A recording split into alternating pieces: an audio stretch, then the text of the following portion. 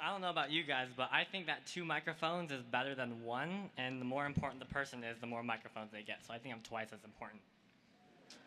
But anyways, fellow classmates of 2023, let's be real. As freshmen, we had no idea what we were doing.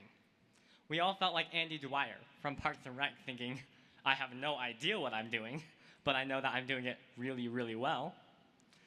That's because the class catalog was confusing, we didn't know anybody, and we didn't have ChatGPT to do our homework for us yet. But eventually, we figured it out. We were finally comfortable, and it was good. But being comfortable is dangerous.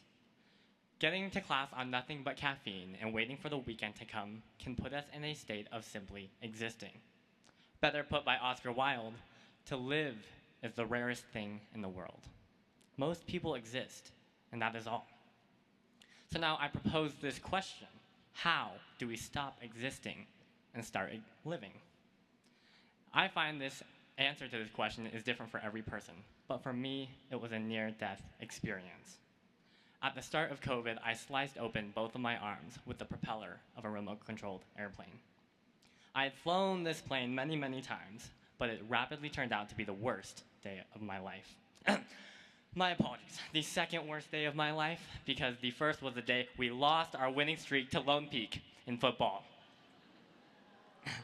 Nevertheless, the day in the hospital, I thought to myself, if I had died, would I have really lived? And this is a question that we can all ask ourselves. Now, before my accident, I had always wanted to fly real airplanes, but the fear of the unknown kept me from doing so. After the accident, I realized I wasn't living, so I started flying lessons.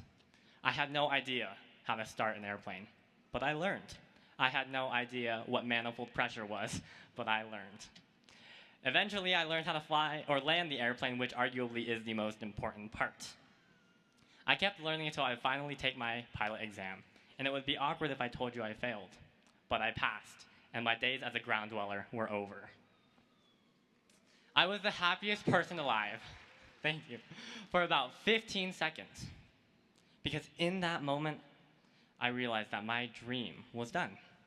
I thought to myself, now what? What could be better than this moment? I mean, what does somebody do when they've accomplished their dreams? So as we graduate high school today, we are all on the verge of finding and achieving your new dreams. Your dreams will be different from mine, but these truths keep us bonded. It's our job to take initiative, and it's our responsibility to live each day like it's our last. There's one thing in this life that we will not get back, and that's time. So please, let the good times existing end, so that the great times living can begin. Thank you, and good luck to you all on your dreams.